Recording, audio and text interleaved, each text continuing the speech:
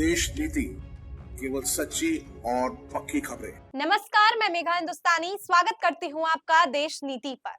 क्या भारतीय जनता पार्टी के नेता ने बैंक लूट लिया है? क्या 17 करोड़ लेकर ये भाजपा के नेता फरार हो गए हैं? और प्रधानमंत्री नरेंद्र मोदी दूसरी तरफ बात करते हैं नए भारत की, विकसित भारत की।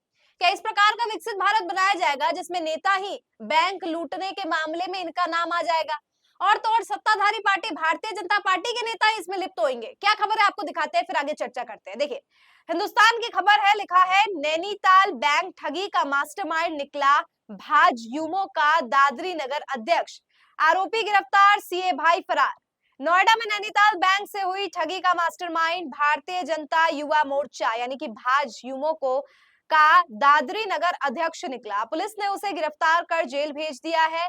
उसके तलाशी जो है अभी जारी है। इसको लेकर अलग अलग खबर निकलकर सामने आ रही है। कांग्रेस की तरफ से अलग अलग अखिलेश यादव ने भी इस पर टिप्पणी की है। समाजवादी पार्टी ने क्या कहा है, लोग क्या कह रहे हैं, आम जनता क्या भारतीय जनता पार्टी के इस नेता को लेकर और बीजेपी पर सवाल उठा रहे हैं, तमाम आपको बातें बताएंगे। लेकिन सबसे पहले आपको ये जानना जरूरी है कि ये खबर कहाँ की है और क्या हुआ है। दरअसल उत्तराखंड के नैनीताल का ये मामला है जहां पर बैंक से 17 करोड़ रुपए यहाँ पे हेरा फेरी होने की खबर निकली। और जब ये खबर निकली और इसमें जांच पड़ताल की गई, भाजपा के जो युवा विंग है उसका दादरी नगर अध्यक्ष ये व्यक्ति निकलता है जिसका नाम हर्ष बंसल है। अलग अलग खबरों की अगर माने तो देखिए, यहाँ पर सबसे पहले आप अखिलेश यादव का ट्वीट देखिए। अखिलेश लिखते हैं, भाजपा का राज, बैंक का पैसा साफ। खबर है नोएडा में नैनीताल बैंक का सर्वर हैक करके 17 करोड़ रुपए निकाल लिए गए हैं। इसमें बीजेपी युवा मोर्चा नगर अध्यक्ष हर्ष बंसल को नोएडा पुलिस ने गिरफ्तार किया है।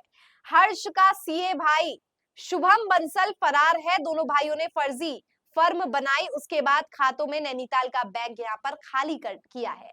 भाजपा का ये पोस्टर देखिए, व्यक्ति है हर्ष बंसल नाम का जो काफी मुस्कुराते हुए तस्वीर, इसने जैसे पता नहीं कौन सी जो इसने अचीव कर ली हो, कौन सी अचीवमेंट यहाँ पर हो, लेकिन चलिए पोस्टर है तो इतना मुस्कुराना तो बनता है। लिखा है दिल्ली की एक ही हुंकार, फिर एक बार मोदी सरकार। और सोचिए अगर दिल्ली की यही हुंकार होंगी और हर्ष बंसल जैसे लोग सामने आएंगे जो बैंकों से पैसे लूटने का काम करते हैं, जो लोग आम जनता अपने अपनी मेहनत की कमाई बैंकों में जमा करती है, और ये हर्ष बंसल जैसे लोग, भाजपा के लोग उसे लूट लेने का काम करते हैं और फिर पोस्टरों में इनके लिखते हैं दिल्ली की एक ही हुंकार। अगर ऐसे हुंकार दिल्ली वासियों की है तो दिल्ली वासियों को सचेत हो जाना चाहिए, नहीं तो भाजपा के नेता आपके बैंकों को लूट ले जाएंगे। देखिए, इसको लेकर अब मैं आपको दिखाती हूँ कि आईपी सिंह ने क्या कहा। आईपी सिंह ने लिखा है, फिर एक बार मोदी सरकार, देश में ठगों का राज।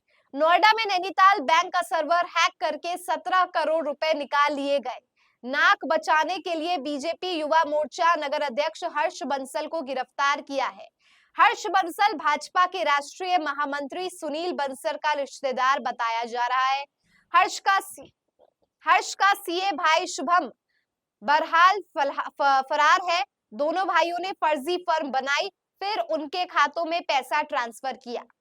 सुप्रिया सुलेद इस मामले में लिखती है, बीजेपी के एक और शिरोमणि की गौरव गाथा।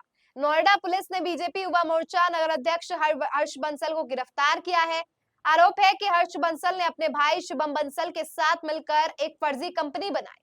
नोएडा के नैनीताल बैंक का सर्वर हैक करके 17 करोड़ रुपए इस बैंक के खातों में ट्रांसफर कर दिए। हर्ष का भाई शुभम बंसल सीए है जो अभी फरार है। आप समझ ही गए होंगे कि जनता को चूना लगाना कहां से सीख रहे हैं ये भाजपा वाले। बिल्कुल। Anshika Singh Yadav social media user लिख रही हैं कि बीजेपी से नगर अध्यक्ष हर्ष बंसल को पुलिस ने गिरफ्तार कर लिया। इन्होंने नोएडा में नैनीताल बैंक का सर्वर हैक करके 17 करोड़ रुपए चुरा लिए। अब बोलिए, भ्रष्टाचारी और बलात्कारी किस पार्टी में बैठे हैं मोदी जी? आप इनको विधायक बनाएंगे या फिर सांसद? आम जनता किस प्रकार का रोष प्रकट कर रही है, आप तस्वीर देख सकते हैं। यही व्यक्ति है हर्ष बंसल, इसको गिरफ्तार कर लिया और इसका भाई जो सीए बताया जा रहा है वो भी फरार चल रहा है। अस्मा लिखती है, BJP of the fraudsters by the fraudsters for the fraudsters. Noida police arrested BJP Yuva Morcha city president Harsh Bansal It is alleged that Harsh Bansal, along with his brother Shubham Bansal, formed a fake company, hacked the server of Nainital Bank of Noida, and transferred rupees 17 crore to the accounts of his company. Harsh brother Shubham Bansal is a CA who is absconding right now. You must have understood from where these BJP people have learning to cheat the public. एक social media user ने लिखा है कि Nainital bank server Noida was hacked by and 17 crore people 17 crores of rupees was withdrawn. BJP Yuva Morcha President Harsh Bansal was arrested in this case. Harsh CA brother is absconding. Both brothers created fake forms and then transferred the monies to the account.